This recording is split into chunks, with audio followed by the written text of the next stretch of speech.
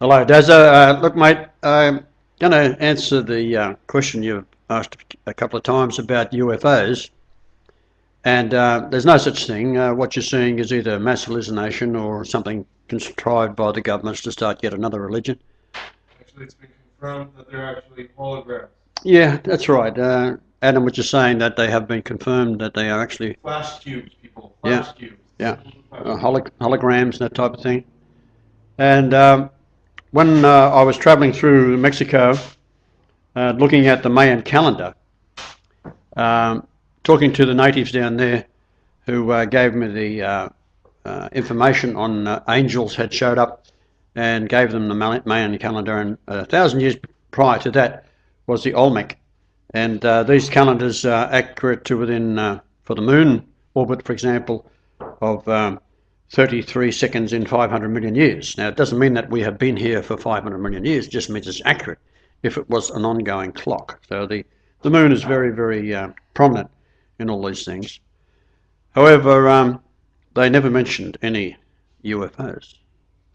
To them, they were angels that came and gave them the information, stayed for a very long period of time, and then left. They warned, however, that if there was any more bloodshed going back to their evil ways, that they would be destroyed. The man that was in charge of all this was spoken about as being a tall man with silver beard, silver hair, white skin, blue eyes, and the Mayans themselves are very short. They don't have beards. They certainly don't have blue eyes, and they had no possible way of inventing this type of description for a man that was 7 feet tall, weighing 300 pounds, and even to the point they had their clothing detailed, what they wore. The head man was Kukulkan. Now, their intense intelligence was described by the Mayans in drawings of having elongated heads. What that meant in the Mayan style was that when you were very intelligent, your mind or your brain is elongated at the back of your head to make it give the impression that you are much more intelligent. Therefore, the stupidity of the generations that followed, the royalty would bind their children's heads to have them deformed so that they would have this elongated head. Now, over time, the various drugs that the holy men, if you like, the priests would use, would give them the ability to dream in REM sleep while they were awake. Communication with their spirit. Communicating with the spiritual world in their mind. Now, what was the drug they used? DMT? Yeah, well, they would use the sap out of the wattle. And what they would use it for is they wouldn't use it for ritual, only the elders got to use it. And the thing is, it leaked out into the world. Okay. So only the elders would use it, as Adam was saying, and this leaked out into the world. But what would happen is this. If you became exposed to the UFO phenomena invented by the United States and England and France, or as another control mechanism, this would go into the human psyche, and if you were to be experiencing REM sleep, often you would dream about these kinds of things because it's been suggested by movies and so forth. And at the end of the day, if you got to a point where you had the DMT, which is readily available, you would experience a the REM dream state, and you would have often out-of-body experiences, and you would then see in what you would think to be another realm, whether you'd have the long heads or whatever the case may be. People who, two or three people in the same room, they'd all have these experiences. Some would be out of body, some would be not. But they indeed would go to another realm in their mind.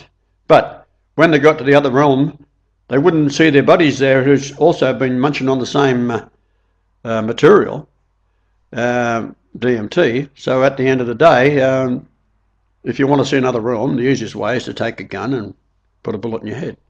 You will go to the other realm, there's no doubt about it. There's only two realms, there's no more than that. So the UFO phenomena continued. The following year, I was in Gulf Breeze, Florida. The Indians there have been witnessing lights going across the sky for years, and what this is the Gulf of Mexico farting methane gas, and it spontaneously ignites. And the other mystery that I looked into was the Bermuda Triangle, and what would happen because of this huge amount of gases coming up. A ship would be sailing along 90% laden, and the buoyancy would be changed in the water when the gas would be effervescing up through the water, displacing it, making the ship instantly sink like a submarine into the abyss.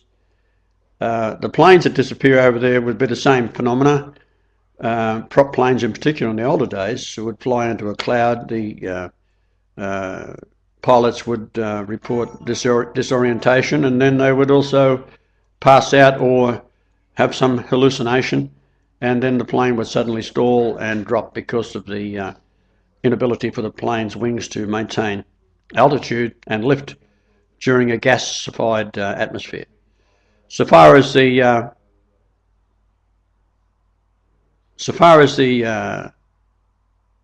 entire scenario is concerned, in Gulf Breeze, Florida, that area, I spoke to many people down there, and you can go at any time to Shoreline Park near Pensacola, and you'll see gas ignite, move across the sky several hundred meters, usually in a blue flame with maybe something like a burner you'd see on a gas stove, and it'll be blue and yellow tipped, and then this is typical of gas.